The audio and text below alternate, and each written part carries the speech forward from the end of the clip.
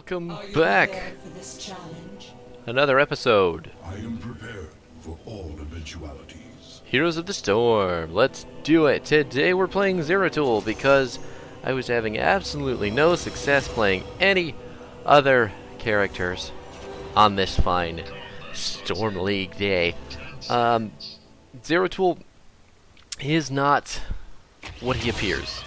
A lot of the time you're going to see videos of Zeratul players making huge plays, killing people like off cooldown, really being a pain in the ass as much as possible. But one thing that you might not notice or come up with on your own is that doesn't happen until level 16.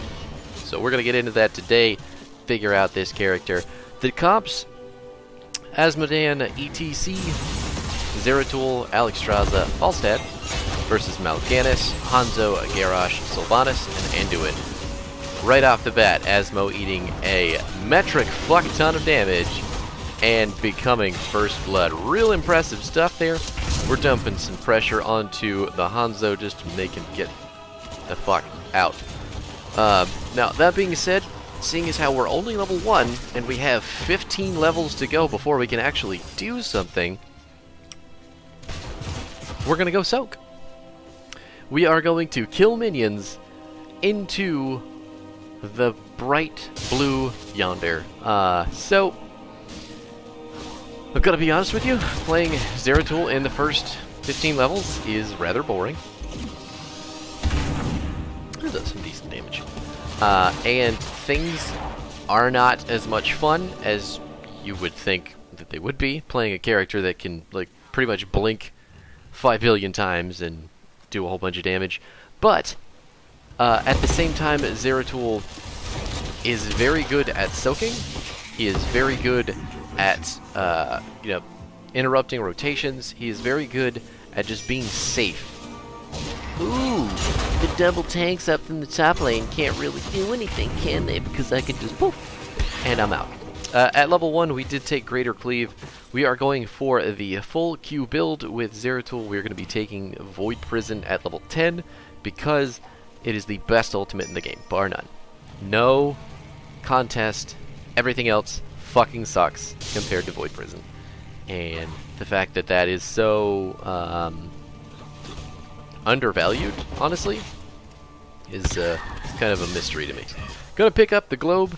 Gonna try to trade up into that character. Not that it matters because he can get his health back just by punching minions, and he does have winged guards, so any auto attacks that we try to put on him are just going to be immediately ruined. ETC eating another death. Falstad trying to soak the middle lane against the Hanzo. Let's see, we're here. We're trying to get him to go in. I should have Vorpaled a lot sooner to get into auto attack range. I thought for sure that when you Vorpal in, Zeratul will just auto attack. But that's not the case.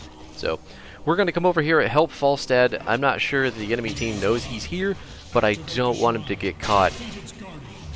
He doesn't want to get caught either, so he's using all of his abilities. Good teamwork, buddy. Way to go. Loving it. You're doing good stuff. Now let's get down to the objective here. Actually, we don't want to do anything with the objective. We just want to soak some more. Gonna throw down our rending cleave on those minions. We got 2 people sleeping in a bush. ETC is gonna make it out though. Looks good. Trying to get around here on the Anduin. Made it.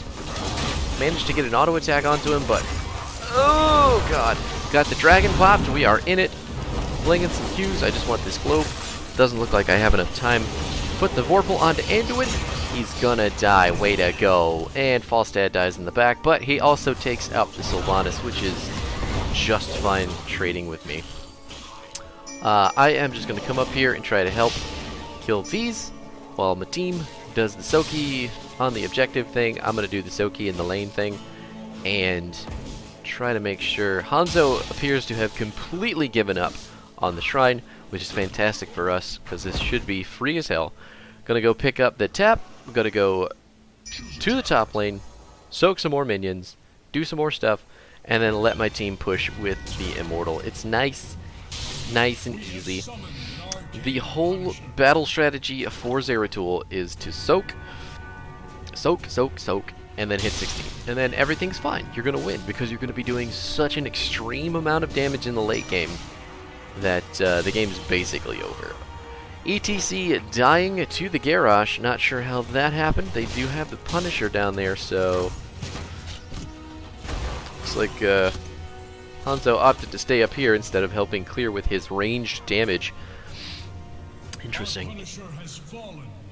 Anyway, back to the matter at hand. Can we do a little bit of harassing on this bad boy since he wants to sit here and trade into us? You missed. I am not going to go back in for those globes because that is certain death for me, because we'll just eat a whole bunch of auto attacks before we can get in range of killing that Hanzo. Definitely when you're playing this character, don't... Ooh! Ooh! That is so good. You caught his stun, you caught everything, and I'm just going to eat that root. And looks like I'm going to die. Yeah. ETC did so well there, catching that Hanzo, and our team was just so not ready to do anything about it.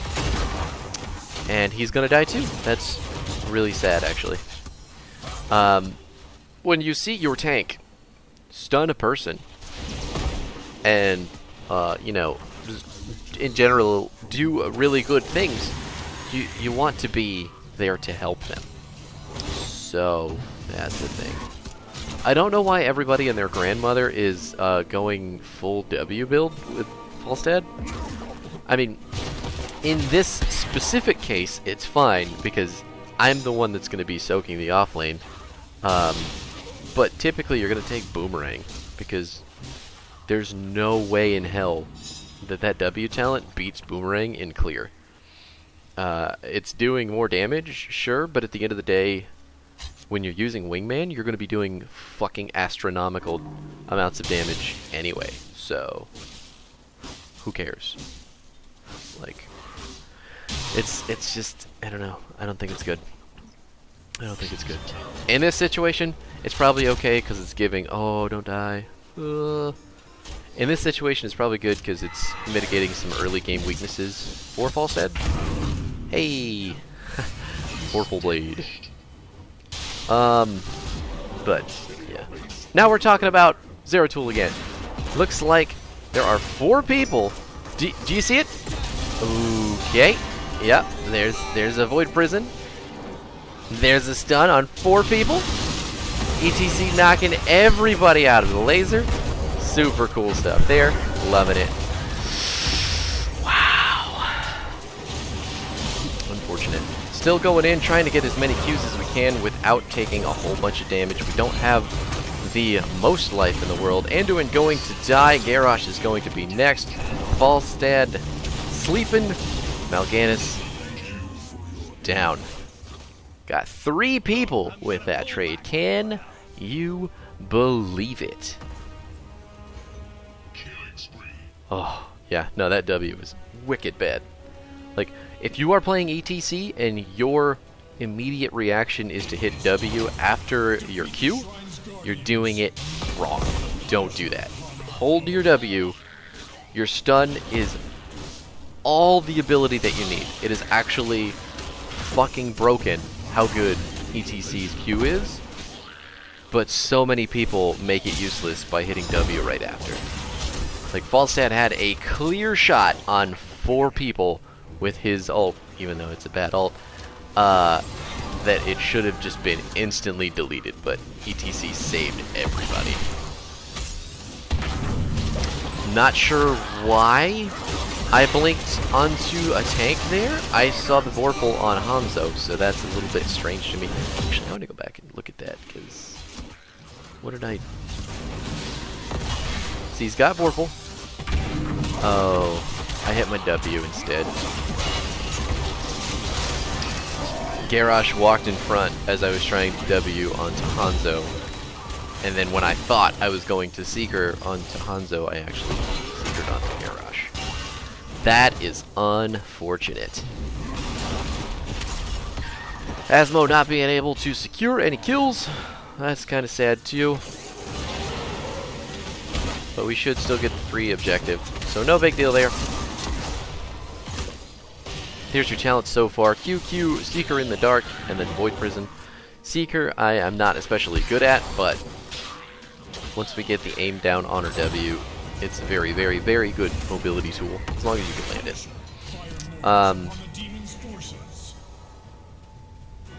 Yeah. Yeah, that's about that. The current iteration of...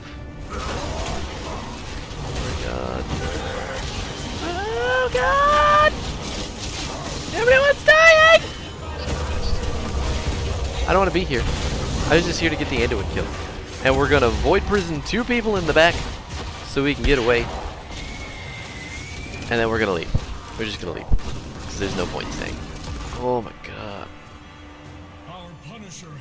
Hello! Hello, Asmo! It's really funny that you always have some shit to say, and you didn't notice that I was the only one to get a fucking kill in that whole thing.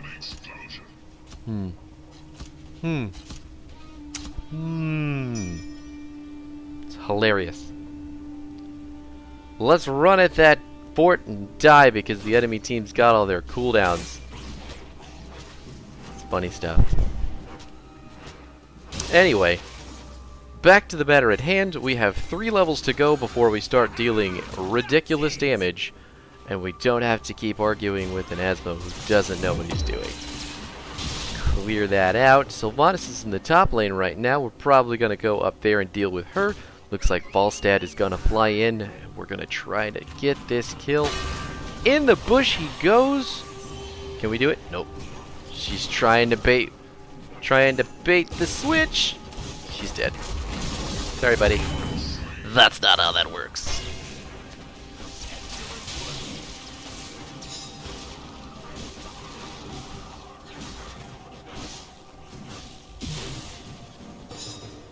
That is typically what you're going to want to do with Sylvanas, though, and that ability.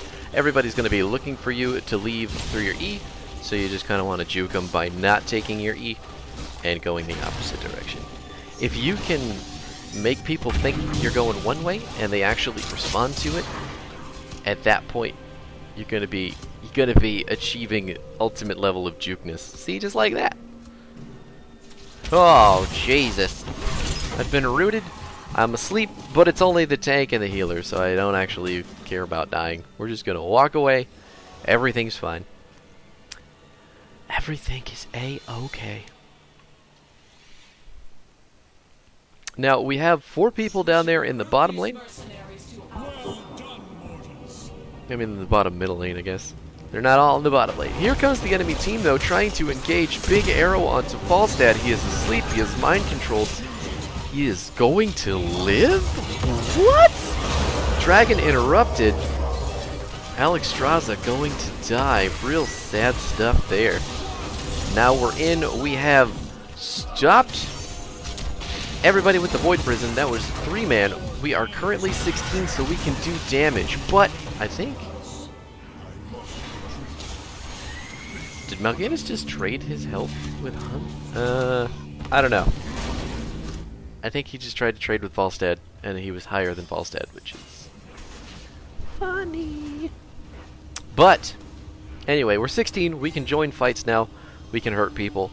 That was a bit of a panic VP, gonna be honest with you. There you go. Yeah, you don't have to hit the W after you hit the Q. The Q is all that we need. Gonna get the 2Q proc there. Going to delete Garrosh immediately with that extra damage. Enemy team is all bunched up right now, so I can go in and get damage. Gonna be stopped by the Mal'Ganis, though. We're gonna hit him a little bit, and then we're gonna leave. At 13, we did pick up the Mending Strikes. Ow! In comes ETC. Come on, you got it. Okay, that's... I can appreciate that. You know what? We'll just pick up the kill for you. You tried. You tried. He hit the W first, and then he went just pure for the Q on Mal'Ganis, so that is an improvement. I can respect that. Thank you so much for trying, ETC. You're doing lovely. You're doing lovely.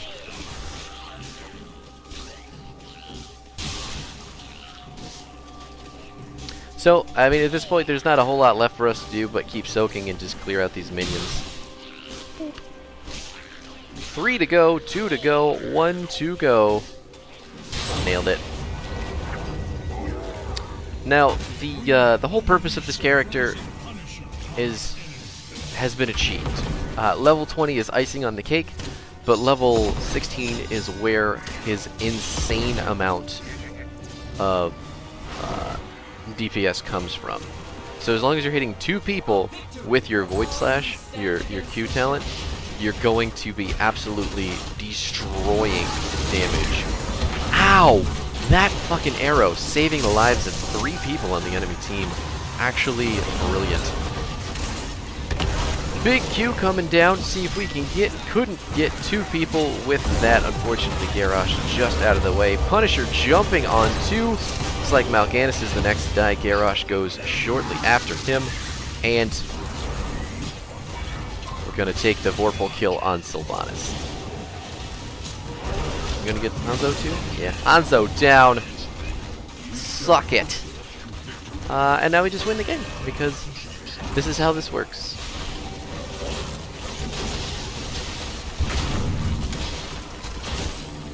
GG indeed, team. Thank you so much for doing all that you did. Except you, Asmo. You're an asshole. So, there's the build. QQ.